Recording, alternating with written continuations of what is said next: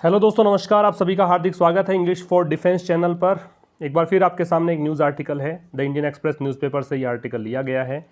क्या कहना चाह रहा, देखिए, स्टार्टिंग टुमारो, कल से स्टार्ट कर रहे हैं, है ना, स्टार्ट कर रहे हैं टुमारो, कल से।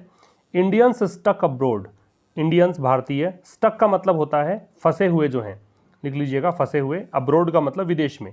To return by air, by air का मतलब यहाँ हवाई जहाज से है। वो का किससे आएंगे, वो हवाई जहाज से वापस लौटेंगे। एंड शिप्स, समुद्री जहाज से लौटेंगे। केरला ऑन अलर्ट, केरला को अलर्ट रहने के लिए कहा गया है। ठीक है, तो रिपीट कर देता हूं। देखिए क्या कहना चाह रहा है कि कल से स्टार्ट हो रहा है, और कल से क्या स्टार्ट है कि भारतीय जो फंसे हुए विदेशों में वो लौट कर आएंगे। और कैसे आएंगे तो बता रखा है कि ये साधन के नाम से पहले कोई भी मीन्स ऑफ कन्वेंस है, यातायात का साधन, उससे पहले बाई लगता है, तो हवाई जहाज से आएंगे या फिर समुद्री जहाज से लौटेंगे, और केरला अलर्ट पर है। ठीक है, तो ज़रूर से आप सेशन को एंड तक देखिएगा, छोटा सा सेशन है वैसे, और ज़रूर से दोस्तों के साथ शेयर कीजिएगा इस वीडियो सेशन को। तो क्या बोलना चाह रहा है, देखो, स्टार्टिंग थर्सडे, तो थर्सडे से स्टार्ट होगा, है ना, स्टार्टिंग थर्सडे को ये स्टार्ट होने वाला है। इंडिया विल ऑपरेट, भारत यहाँ पे ऑपरेट करेगा, भारत चलाएगा। विल प्लस बेस फॉर्म है, मॉडल के साथ बेस फॉर्म ही लगती है, विल मॉडल है, मॉडल के साथ V0 लगाते हैं। 64 फ्लाइट्स, 64 यहाँ पे फ्लाइट्स भारत ऑपरेट करेगा। अंटिल में 13, अंटिल का मतलब होता है जब तक की न, तो कब तक की बात कर रहा है, 13 मई तक की बात कर रहा है। अंटिल समय के लिए आता है ना, तो ये 13 मई तक 64 फ्लाइट्स यहाँ पे ऑपरेट करेगा। एंड यूज 3 नेवी शिप्स, और क्या यूज करेगा, और यहाँ पे यूज करेगा। देखो एंड से जुड़ा हुआ है ये सेंटेंस, दो प्रकार की क्रियाएं हैं, एक यहाँ पे ऑपरेट है, एक यहाँ पे यूज है। तो ये बात आप नोटबुक में नोट कर सकते हैं कि एंड अपने दोनों ओर सेम चीजों को लेता है। तो ऑपरेट जैसे कि मॉडल के साथ V0 आ रहा है, वैसे ही आगे भी V0 लगेगा, बेस फॉर्म लगेगा। तो यहाँ पे 13 मई तक 64 फ्लाइट्स यूज करेगा, और 3 नेवी शिप्स मतलब जहाज का इस्तेमाल करेगा। किस रूप में, as part of phase first of an evacuation plan. Evacuation क्या है, इवैक्यूएट करने का प्रोसेस है, ये स्पेलिंग होती है इवैक्यूएट। इवैक्यूएट का मतलब क्या होता है, इवैक्यूएट से मतलब है कि कोई खतरे का स्थान है, वहां से खाली करवाकर सुरक्षित स्थान पर भेज देना, उसको बोलते हैं इवैक्यूएट। ठीक है, खतरे से भरे स्थान में से खाली करवा दें उस स्थान को, और वहां सुरक्षित स्थान में भेज दिया जाए, उसको इवैक्यूएट। ये प्रोसेस जो पूरा है उसको इवैक्यूएशन बोलते हैं। फेज है, फेज का मतलब चरण होता है ना, फेज का मतलब चरण। तो कह रहा है कि यहाँ पे एज पार्ट, और ये किसका मतलब स्ट्रेटेजी कौन से का पार्ट है, ये फेज 1 का पार्ट है, पहले चरण का पार्ट है। और पहला चरण किसका, इवैक्यूएशन प्लान का, कि जो खतरे के स्थान है वहां से लेकर आना चाह रहे हैं भारतीयों को, और अपने स्वदेश वापसी चाह रहे हैं, इस कारण से इवैक्यूएशन का प्रयोग किया गया। टू ब्रिंग होम नियरली, तो ये कह रहा है कि किसके लिए यूज करेगा, यहां से यहां तक का पार्ट अगर छोड़ देते हैं आप, तो यहां से देखिए 3 नेवी शिप्स का, 64 फ्लाइट्स का यूज किसके लिए, टू ब्रिंग होम, ब्रिंग मतलब लाना, होम का मतलब घर, घर वापस लाने के लिए, देश में लाने के लिए, नियरली का लगभग 15,000 इंडियंस स्ट्रैंडेड ओवरसीज, ओवरसीज का मतलब होता है विदेश, स्ट्रैंडेड का मतलब होता है फंसा हुआ होना। तो नियरली लगभग 15,000 इंडियंस जो विदेशों में फंसे हुए हैं, उनको घर वापस लाने के लिए कहा गया है, उसके लिए 64 फ्लाइट्स का और 3 यहाँ पे नेवी शिप्स का प्रयोग किया जाएगा। रिपीट कर रहा हूँ, स्टार्टिंग थर्सडे, तो कह रहा है कि भी थर्सडे को ये प्रोसेस स्टार्ट हो जाएगा। भारत यहाँ पे क्या करने वाला है, 64 हवाई जहाज़ों का इस्तेमाल करेगा, कब तक, 13 मई तक। ठीक है, और 3 नेवी शिप्स का यूज़ करेगा। ये किस प्लानिंग के हिस्सा है, ये है इवैक्यूएशन प्लान का हिस्सा। तो इवैक्यूएशन करना है, जो फंसे हुए हैं विदेश में, भारतीय नागरिकों को वापस घर लेकर आना है, उसका हिस्सा है, फेज फर्स्ट का हिस्सा है। और किसके लिए यूज़ करेगा आगे बता रखा है, to bring home nearly 15,000 Indians, घर लाने के लिए किसको, लगभग 15,000 इंडियंस को, वो इंडियंस जो कि स्ट्रैंडेड है। स्ट्रैंडेड के लिए एक आपको हेडलाइन में वर्ड दे रखा था, कौन सा, स्टक, देखो ये वर्ड दे रखा ना स्टक, इसी स्टक को कहा गया है यहाँ पे स्ट्रैंडेड। तो जो फंसे हुए हैं कहाँ पर, ओवरसीज, ओवरसीज का मतलब है विदेश में, समझ गए। तो ओवरसीज का मतलब नोट करना है, स्ट्रैंडेड का मतलब नोट करना है, इवैक्यूएशन का मतलब नोट कर लीजिए, स्टक का मतलब नोट कर लीजिए, अंटिल समय के लिए आता है, ये बात नोट कर लो, मॉडल के साथ V0 लगता है, ये बात नोट कर लीजिए, एंड अपने तो दोनों तरफ सेम चीज़ों को लेता है, तो ये भी बात नोट कर लीजिए। अब आप ये कह सकते हो कि यहाँ विल क्यों नहीं आया, तो विल तो लगा हुआ है ही। अगर एक हेल्पिंग वर्ब से काम चलता हो और वही हेल्पिंग वर्ब रिपीट करने की जरूरत पड़े, तो उस हेल्पिंग वर्ब को वहाँ पर ड्रॉप कर सकते हो, उस हेल्पिंग वर्ब को यूज़ ना करो तो भी काम चल जाएगा आपका।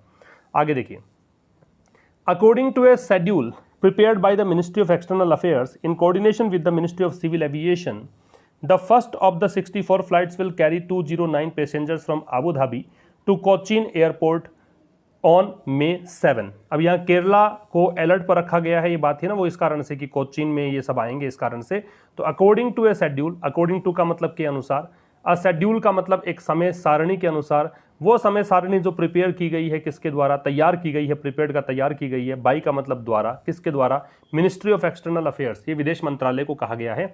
मिनिस्ट्री ऑफ एक्सटर्नल अफेयर्स का मतलब बाहरी मामलों का मंत्रालय, बाहरी मतलब देश के बाहर के मामले तो विदेश मंत्रालय हो गया। In coordination with, in coordination with मतलब के सहयोग में, इनका मतलब में, कोऑर्डिनेशन का सहयोग, विद का मतलब साथ, the ministry of civil aviation. Ministry of civil aviation क्या होता है, मिनिस्ट्री तो मंत्रालय, सिविल एविएशन नागरिक उड्डयन, जो हवाई जहाज वगैरह इन सब के जो मंत्रालय होते हैं उसको सिविल एविएशन बोलते हैं।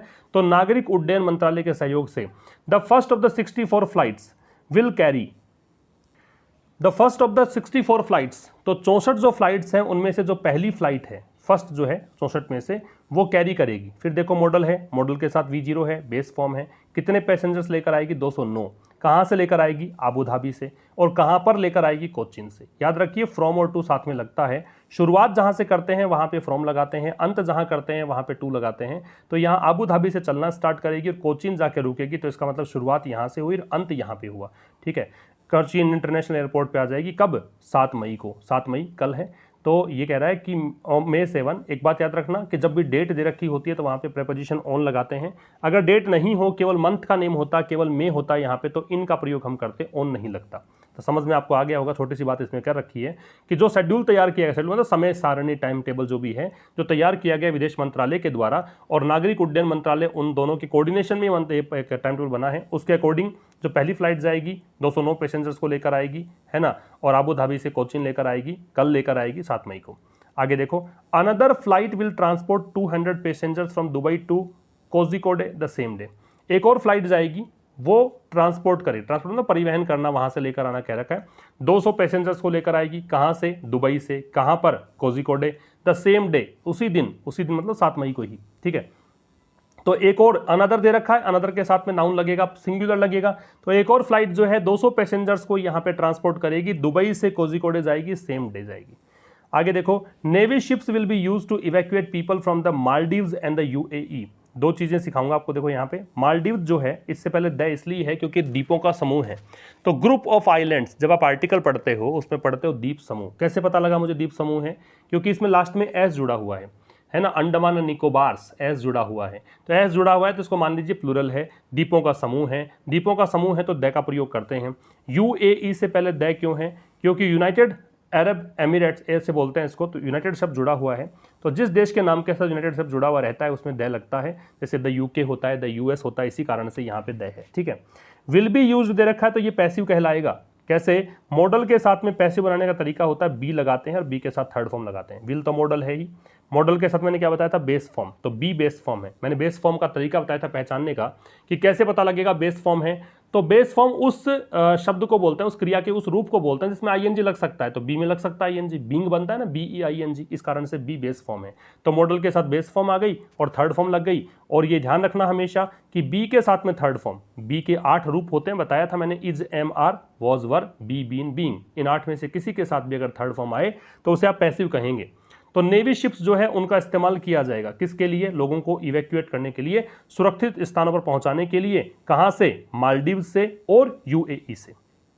अगला पैराग्राफ देखिए, फॉर केरला, केरला के लिए, दिस, ये जो चीज है, पोजेज का मतलब खड़ी करती है, प्रस्तुत करती है, अ न्यू चैलेंज, एक नई चुनौती, गिवन, ये देखते हुए, गिवन यहां पे बीच में आ रहा है, प्रेपोजिशन के रूप में आ रहा है। और जब गिवन प्रेपोजिशन के रूप में आता है तो इसका मतलब है देखते हुए, ये कंसीडर करते हुए, ये मानते हुए।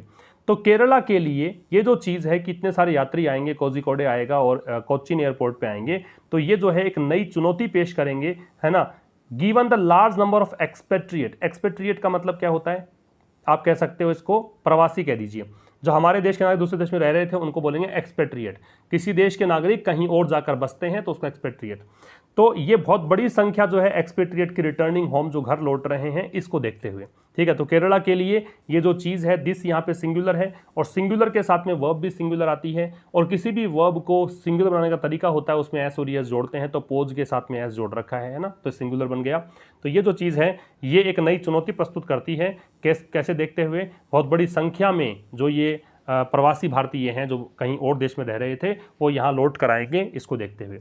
In the first phase of evacuation, तो पहला जो चरण है इवैक्यूएशन का, पहला जो चरण है किसका, इवैक्यूएशन का, कि विदेश से नागरिक भारत आ रहे हैं, Kerala expect 2250 people to return. तो यहाँ पे केरला एक्सपेक्ट कर रहा है, केरला यहाँ पे आशा लगा रहा है, अनुमान लगा रहा है, एक्सपेक्ट का मतलब अनुमान लगाना। इसके साथ साथ एक वर्ड होता है ये वाला एक्सेप्ट, इसका मतलब होता है स्वीकार करना। एक वर्ड होता है EXCEPT एक्सेप्ट, इसका मतलब होता है के अलावा, है ना, के सिवाय। ये एक्सपेक्ट है, इसका मतलब है आशा करना। तो केरला यहाँ पे उम्मीद लगाए बैठा है कि 2250 लोग जो हैं वो रिटर्न होंगे, वापसी करेंगे। बाकी तो देखो पेज नंबर 2 पे जाएगा ये। तो यहाँ हमने कुछ 2-3 पैराग्राफ पढ़े हैं, छोटे छोटे आर्टिकल्स लूंगा क्योंकि मेरा उद्देश्य है एक बार आप पढ़ना सीख जाएंगे तो मैं जल्द ही बहुत लंबे आर्टिकल्स पे डिस्कस करना शुरू कर दूंगा आपके साथ। चलिए मिलते हैं नेक्स्ट आर्टिकल में, तब तक के लिए नमस्कार, थैंक यू वेरी मच।